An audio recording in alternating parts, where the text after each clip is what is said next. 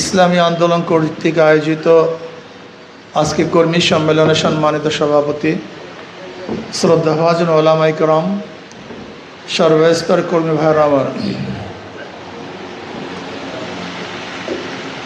বাংলাদেশে বহুত রাজনৈতিক দল বিদ্যমান। কেউ ক্ষমতা আছেন, কেউ ক্ষমতায় ছিলেন, কেউ ক্ষমতা যাওয়ার স্বপ্ন দেখে। ইসলামী আন্দোলন বাংলাদেশের চেয়েও অনেক শক্তিশালী দল বাংলাদেশে আছে। জনবলের দিক থেকে তারা শক্তিশালী, অর্থের দিক থেকেও শক্তিশালী। এত কিছু সত্ত্বেও আপনি ইসলামী আন্দোলন বাংলাদেশ কেন করবেন? এই প্রশ্নের জবাব আপনাকে অবশ্যই জানতে হবে। আপনি ইসলামী আন্দোলন বাংলাদেশ কেন করবেন? অনেক সংগঠন তো আছে, ক্ষমতায় চলে গেছে, যাওয়ার তার প্রান্তে ছিল, এরপরেও কেন ইসলামী আন্দোলন বাংলাদেশ করবেন? এই প্রশ্নের জবাব জানার দরকার আছে কি নাই?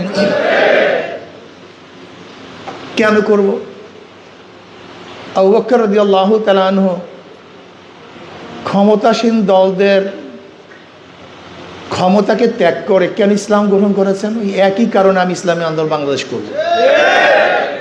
ওমর ইবনুল খাত্তাব রাদিয়াল্লাহু তাআলা ক্ষমতায় ছিলেন, সেই ক্ষমতা বাদ দিয়ে কেন ঈমান গ্রহণ করেছেন? নবী আলী সাল্লাল্লাহু আলাইহি ওয়াসাল্লামের অনুসরণ করেছেন। ওই একই কারণে আমি ইসলামী আন্দোলন বাংলাদেশ করব।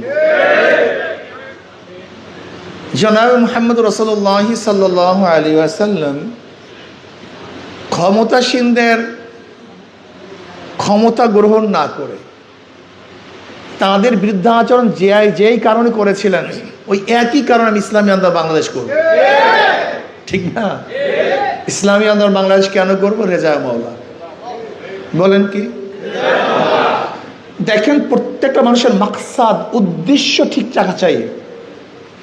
যদি উদ্দেশ্য ঠিক না থাকে তাহলে আপনার দল গোমরাহ হয়ে যাবেন, আঁকা পাকা পথে চলবেন।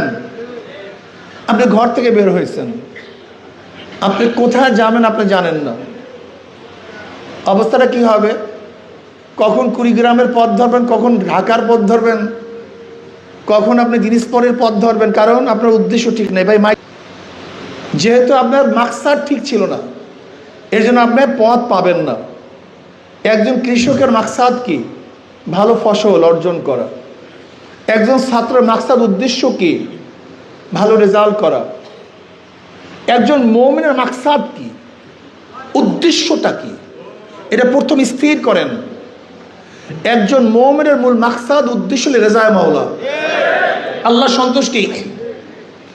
যদি মাকসাদ ঠিক হয়ে যায়, কোনো জায়গায় গ্যাঞ্জাম লাগবে না।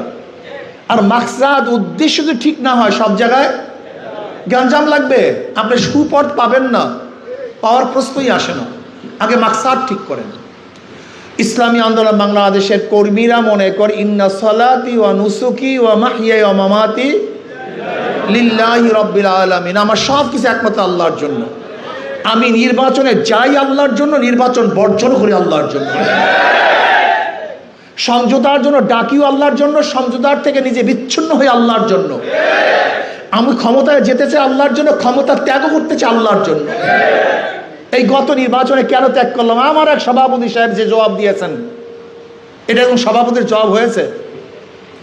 হ্যাঁ, আমরা কেন জোট ত্যাগ করেছিলাম? ইসলামী আন্দোলন বাংলাদেশের নেতৃত্বে ছিলেন পীর সাহেব হুজুর চরমনাই দামাত বরকাতুহুল আলিয়া।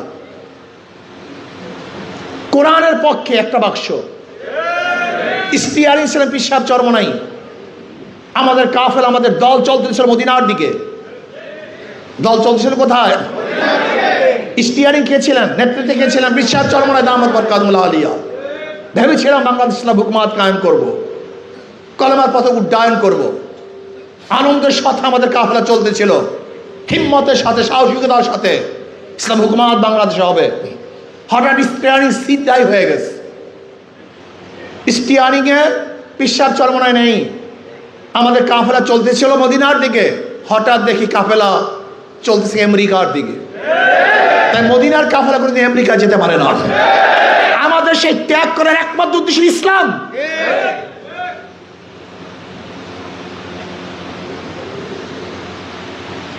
ইসলাম, ইসলামের জন্যই আমরা জোট করেছিলাম। ইসলামের জন্যই আমরা জোট ত্যাগ করেছি। মাথার মধ্যে ঢুকান, ইসলামী আন্দোলন বাংলাদেশ ইসলামের জন্য ক্ষমতা ত্যাগ করতে পারে, কিন্তু ক্ষমতার জন্য ইসলাম ত্যাগ করতে পারে না।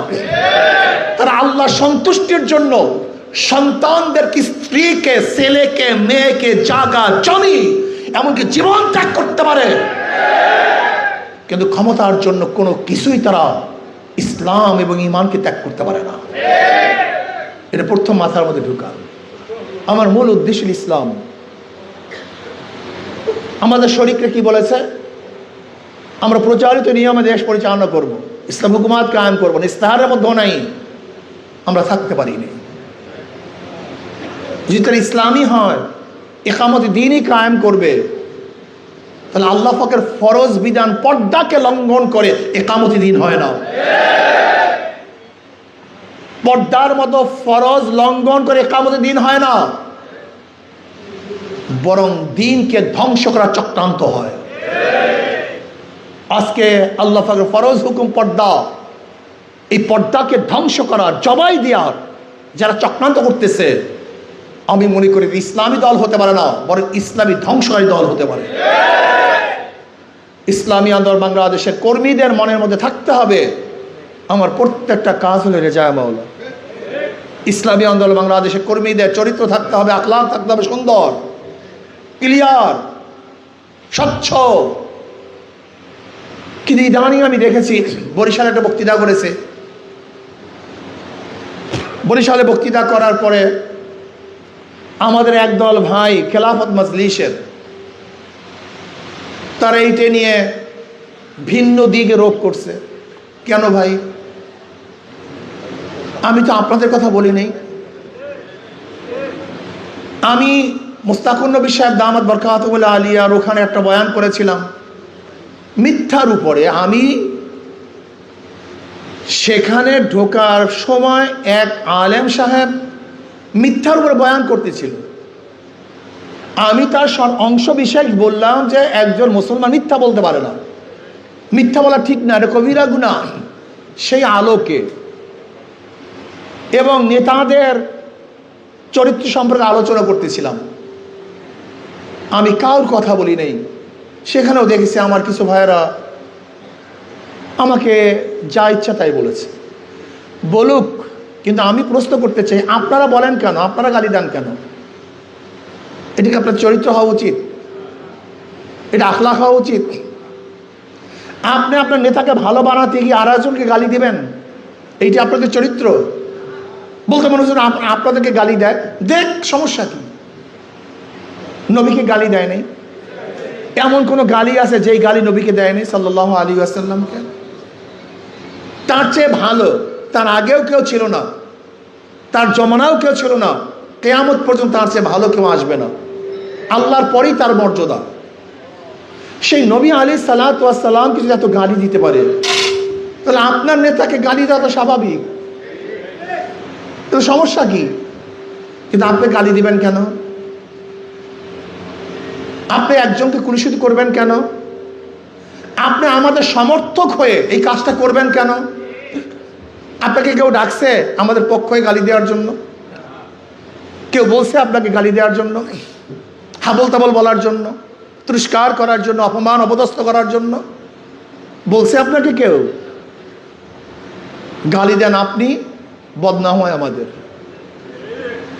ইসলামী আন্দোলন বাংলাদেশের নেতা কর্মীদের চরিত্র ভালো হতে হবে, আখলাকি হতে হবে। ইন্নাকা আলা খুলুকিন আযীম, উত্তম চরিত্রবান হতে হবে। আমরা ইবাদত করি, আমরা ইবাদত করি, আমাদের প্রত্যেকটা ইবাদত। কাজী আমি আমার নেতা কর্মীদেরকে বলবো, খবরদার গালি দিবেন না। আপনাকে গালি দেওয়ার জন্য আমরা ভাড়া করি নেই।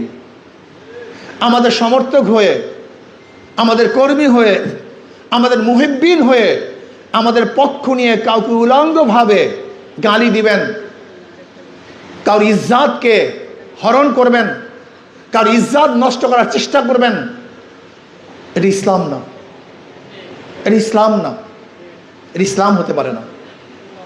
খাস করে কোনো এক দলের নেতাকে আপনি কটূক্তি করবেন, এটা কেমন কথা হলো? এটা কেমন কথা হলো? এটা পছন্দ করি না। তারা যত পারে গালি দেখ, আরো বেশি দেখ, সমস্যা নেই, কিন্তু আপনি কোনো অবস্থাতেই অযাচিত, অভদ্র, যা শরিয়াত আপনাকে হুকুম দেয় নাই, অনুমতি দেয় নাই, এমন কোন শব্দ আপনি কোনো অবস্থাতেই কারোর সম্পর্কে প্রয়োগ করতে পারবেন না। ইসলামী আন্দোলন বাংলাদেশ ক্ষমতার মাধ্যমে, টাকার মাধ্যমে বিজয় অর্জন করবে বিশ্বাস রাখে না। ইসলামী আন্দোলন বাংলাদেশ বিশ্বাস করে আমরা ক্ষমতা যাবো আল্লাহ পাকের রহমতের ভিত্তিতে। আর আল্লাহ পাকের রহমত আসবে না যতক্ষণ পর্যন্ত তাকওয়া ভিত্তিক না চলবেন। যতক্ষণ পর্যন্ত তাকওয়া ভিত্তিক না চলবেন আপনাদের আল্লাহর রহমত আসবে না। আত্তাকুল্লাহ, আল্লাহকে ভয় করো। ওরা আমাদের পর যত পারে গালি দেখ, যত পারো মিথ্যা প্রচার করুক, যত আমাদেরকে দালাল বলুক, বলতে থাকুক। আল্লাহ পাক ঘুমান না, আল্লাহ পাক ঝিমটি দেন না, আল্লাহ পাক সব কিছু দেখেন, আল্লাহ পাক ছাড় দেন, ছেড়ে দেন না। যারা মিথ্যা প্রচার করবে, কাযযাবাল্লাযীনা মিন ক্বাবলিহিম ফাআতাহুমুল আযাবু মিন হাইসু লা ইয়াশউরুন ফাআযাহুমুল খিজয়া ফিল হায়াতিদ দুনিয়া ওয়াল আযাবুল আখিরাতি আকবার লাউ কানু ইয়ালামুন। যদি কেউ কাউকে মিথ্যা বলে, মিথ্যা প্রচার করে, অপমান, অপদস্থ, লাঞ্ছিত হবেই হবে, কোনো সন্দেহ নেই, কোনো সন্দেহ নেই। তাদেরকে আল্লাহ অপমান করবেন, অপদস্থ করবেন, লাঞ্ছিত করবেন, বিচ্ছিত করবেন। দেখেন না আমাদের বিরুদ্ধে যারা মিথ্যা ছড়াইছে, আল্লাহ পাক দুনিয়াতে তাদেরকে শাস্তি দেন নাই? একটু অপেক্ষা করেন না কেন? ঘটনা পাগল হয়ে গেছেন কেন? যদি আপনি আপনার তরফ থেকে গালি দেওয়া শুরু করেন, আল্লাহর কাজটা কি? আল্লাহর উপরে ছেড়ে দেন, ছেড়ে দেন আল্লাহর উপরে। আল্লাহ উত্তম ফয়সালার মালিক। খবরদার কোন আলেমের বিরুদ্ধে কটূক্তি করবেন না, একজন আলেমকে বেইজ্জতি করবেন না। আমি অনুরোধ করব। এরপর আসুন, ইসলামী আন্দোলন বাংলাদেশ এমন এক সংগঠন, আশা করি বাংলাদেশে ইসলামকে নিয়ে যারা কাজ করে, তার মধ্যে অন্যতম সংগঠন ইসলামী আন্দোলন বাংলাদেশ। আমরা কি চাই? আল্লাহর জমিনে আল্লাহর হুকুমত চাই। এখানে কোনো অস্পষ্টতা নাই, কোনো অস্পষ্টতা নাই। আমরা কি চাই? শরীয়ত আইন বাস্তবায়ন করতে চাই। কবে হবে? আগামী বছর, 1 বছর পর, 5 বছর, 10 বছর, 100 বছর, জানি না কবে হবে, জানি না। ইসলামী আন্দোলন বাংলাদেশ চায় আল্লাহর জমিন আল্লাহর হুকুমত কায়েম করতে, শরীয়ত আইন বাস্তবায়ন করতে। কবে হবে কথা বলেন? যদি আপনি খোদা হয়ে থাকেন বলেন, যদি আপনি খোদা হয়ে থাকেন বলুন। আমরা তো খোদা না, আমাদের কাজটা কি? আজকে আমরা আসরের নামাজ পড়ছি না? আচ্ছা, আসরের নামাজ কবুল হয়েছে কে কে বলতে পারেন? পড়লেন কেন? এটা আমার দায়িত্ব না। আমার দায়িত্ব হলো আল্লাহ পাক যেইভাবে আসরের নামাজ আদায় করার জন্য হুকুম করেছেন, সেইভাবে আদায় করা আমার দায়িত্ব। এটা কবুল হবে কি হবে না এটা আমার দায়িত্ব না। ঠিক ইসলামী হুকুমত কায়েম করার জন্য শরিয়া অনুযায়ী কাজ করা আমার দায়িত্ব। ইসলাম হুকুমত হবে কি হবে না এই দায়িত্ব আমার না। প্রিয় কর্মী ভাইরা আমার, ওরা বাতিল, আমরা হক। আপনাদের প্রত্যেকের মধ্যে ধারণা আছে আমি হক। যদি বাতিলের এত কাজ করতে পারে, তাহলে আপনি হক হয়ে কাজ করবেন না কেন? আমাকে প্রশ্ন জবাব দেন। এই জানমাল তো আপনার না। আল্লাহ পাক কি বলেন? ইন্নাল্লাহা আশতারা মিনাল মুমিনিনা আনফুসাহুম ওয়া আমওয়ালাহুম বিআন্না লাহুমুল জান্নাহ ইউকাতিলুনা ফি সাবিলিল্লাহি ফায়াকতুলুনা ওয়া ইউকতালুন। ইন্নাল্লাহা, নিশ্চয়ই গ্রহণ করেছেন, ক্রয় করেছেন আল্লাহ। কি ক্রয় করেছেন? জান এবং মাল। কি ক্রয় করেছেন? মিনাল মুনাফিকিন, মিনাল কাফিরিন, মিনাল ফাসিকিন না। আল্লাহ পাক জান মাল ক্রয় করেছেন মুমিনদের থেকে। কাদের থেকে? কে ক্রয় করেছেন? বিক্রি করেছেন কারা? কিসের বিনিময়ে? জান্নাতের বিনিময়ে। এ বিকৃত মাল। আমাদের মাল জান আল্লাহর কাছে বিকৃত, কাজে এই জান মাল আল্লাহ পাক যখন যেইভাবে আপনার কাছে চাবে আপনি দিতে বাধ্য হবেন। জান মাল আপনার না। ইন্নাল্লাহ হাশতারা মিনাল মুমিনিনা আনফুসাহুম ওয়া আমওয়ালাহুম বিআন্না লাহুমুল জান্নাহ। এটা বিকৃত। আর আপনারা ভালো মতো জানেন, কোন জিনিস বিক্রি হয়ে যায়, যে বিক্রি করে তার অধিকার থাকে না, যে ক্রয় করে তারই অধিকার হয়। যেহেতু জানমাল বিক্রি করে দিয়েছে আল্লাহর কাছে, এই জানমালের অধিকার এবং মালিকানা আমাদের নাই। এই জানমালের মালিককে আল্লাহ। কাজে যখন চাইবে দেবেন তো, অকাতরে দেবেন তো। আমাদের কাছ থেকে ফায়াকতুলুন ওয়া ইউকতালুন, ওরা মারে এবং মরে। আগে মারে তারপরে মরে না, আগে মরে আগে। তার মানে মারতে গেলে শক্তি লাগে, শক্তি ছাড়া মারা যায় না। এর জন্য প্রয়োজন শক্তি অর্জন করা। আমাদের শক্তি অর্জন করতে হবে। সবচেয়ে বড় শক্তি হলো জনগণ। জনগণের সে গোটা দুনিয়াতে কোনো শক্তি নাই। ব্রিটিশদের কাছে অস্ত্র ছিল, জনগণ ছিল না, থাকতে পারে নাই। পাকিস্তানিদের কাছে অস্ত্র ছিল, জনগণ ছিল না, থাকতে পারে নাই। এরশাদ সাহেবের কাছে অস্ত্র ছিল, জনগণ ছিল না, থাকতে পারে নাই। শেখ হাসিনার কাছে অস্ত্র ছিল, ক্যান্টনমেন্ট ছিল, জনগণ ছিল না, থাকতে পারে নাই। সবচেয়ে বড় শক্তি কি? এই জন্য জনগণের কাছে কাছে যেতে হবে, তাদের দাঁড়ে দাঁড়ে যেতে হবে, বুঝাতে হবে। আসুন, অন্য কোনো আদর্শের মধ্যে মুক্তি নাই, অন্য কোনো আদর্শের মধ্যে শান্তি নাই, অন্য কোনো আদর্শ ঘুষ বন্ধ করতে পারবে না। আপনারা দেখছেন কয়েকদিন আগে মির্জা ফখরুল ইসলাম আলমগীর সাহেব বক্তৃতা করেছেন, দুঃখের সাথে আজকে 6 মাস হয়ে গেল, কিন্তু এখনো ঘুষ বন্ধ করতে পারিনি। দুর্নীতি বন্ধ করতে কিয়ামত পর্যন্ত দুর্নীতি বন্ধ করতে পারবেন না, ধর্ষণ বন্ধ করতে পারবেন না, চাঁদাবাজি বন্ধ করতে পারবেন না, যতদিন পর্যন্ত আল্লাহর জমিনে আল্লাহর হুকুমত ইসলাম কায়েম না হবে। এটা বন্ধ হবে না, চ্যালেঞ্জ দিলাম, এটা সম্ভব না। ইসলাম হুকুমত কায়েম হলে লাভটা কি? সাম্যতা কায়েম হবে, সমস্ত মানুষের অধিকার বাস্তবায়ন হবে, যেখানে গরিব দুঃখী মেহনত মানুষের অধিকার বাস্তবায়ন হবে।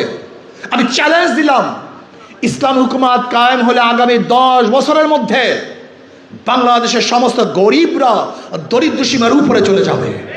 ইসলামী হুকুমত কায়েম হয়, আমার মা বোনের ইজ্জত রক্ষা হবে, মহিলাদের অধিকার বাস্তবায়ন হবে। মহিলাদেরকে শুধু সম অধিকার নয়, ন্যায্য অধিকার প্রদান করা হবে, প্রাধান্য দেওয়া হবে। ইসলাম হুকুমত কায়েম হলে সমস্ত গরিবরা পেট পুরে খেতে পারবে, বস্ত্রহীন একজন মানুষ বাংলাদেশে থাকবে না, বাংলাদেশে একজন গৃহহীন মানুষ থাকবে না। ইসলাম হুকুমত কায়েম হলে বাংলাদেশের একজন গরিব বিনা চিকিৎসায় ধুকে ধুকে মারা যাবে না। ইসলাম হুকুমত কায়েম হলে বাংলাদেশে কোনো দর্শক বিচারের বাহিরে যেতে পারবে না। বাংলাদেশ ইসলাম হুকুমত কায়েম হলে একজন চোর নাই, চুরি করে বাঁচতে পারবে। ইসলাম হুকুমত কায়েম হলে প্রত্যেকটা ঘুষখোর তাদের ঘুষ এমনিতেই বন্ধ করে দিবে। এরপরেও যদি কেউ বন্ধ না করে, তাহলে বন্ধ করার ব্যবস্থা গ্রহণ করা হবে। বলতে ঘুষ ছাড়া থাকবো কিভাবে? এর জন্য ইসলামকে ভোট দেই না। চোরেরা মনে করে হুজুর চুরি না করলে আমি খাবো কি, এর জন্য ইসলামকে ভোট দেই না। ওরে বাবা, তুমি চুরি করবা কেন? পেটের ক্ষুধা, তোমার তো চুরি করতেই হবে। ইসলাম হুকুমতের দায়িত্ব তোমার পেট পুরানো, তোমার পেট পুরানো, পেট ভরানো তো ইসলাম হুকুমতের দায়িত্ব। তুমি চুরি করবা কেন? ঘুষখোর বলতে পারেন হুজুর ইসলাম হুকুমত হলে ঘুষ না খাইলে চলবো কিভাবে? আসলে তুমি চলতে পারবে, কিন্তু তোমার অভ্যাস খারাপ হয়ে গেছে। অভ্যাস, পাশের টেবিলের লোক চুরি করে, ঘুষ খায় বিদায় তুমি ঘুষ খাও। পাশের টেবিলের ব্যক্তি যখন ঘুষ খাবে না, তোমার আর ঘুষ খাইতে মনে চাইবে না। বিশ্বাস করো, চরমনের হাজারো মুজাহিদরা আছে, একদিন খারাপ কাজের মধ্যে লিপ্ত ছিল, অন্যায়ভাবে সম্পত্তি কামাই করেছে, কিন্তু আল্লাহ পাক যখন তাদেরকে দ্বীনের বুঝ দান করছে, সে সমস্ত অবৈধ সম্পত্তি ফেরত দিয়েছে। এজন্য আল্লাহর ভয় ব্যতীত শুধু আইনের মাধ্যমে মানুষকে কন্ট্রোল করা সম্ভব নয়। এই জন্য আসুন না, ইসলাম হুকুমত কায়েম করি, সবাইকে দাওয়াত দেই, সর্বোচ্চ চেষ্টা করি, ইনশাআল্লাহ ইসলাম হুকুমত কায়েম হবে। আজকে হোক কালকে হোক কোনো সন্দেহ নাই যে ইসলাম হুকুমাত কায়েম হোক অথবা নাই হোক, ইন্নাল্লাহ হাশতারা মিনাল মুমিনিনা আনফুসাহুম ওয়া আমওয়ালাহুম বিআন্না লাহুমুল জান্নাহ। ইসলামের জন্য কাজ করি তাহলে অবশ্যই আল্লাহ পাক আমাদেরকে জান্নাত দান করবেন। এই কাফেলাকে আল্লাহ কবুল করে নেন, সব দিক থেকে হেফাজত করেন, আমাকেও কবুল করে নেন, আমাদের সবাইকে কবুল করে নেন। নতুন কমিটি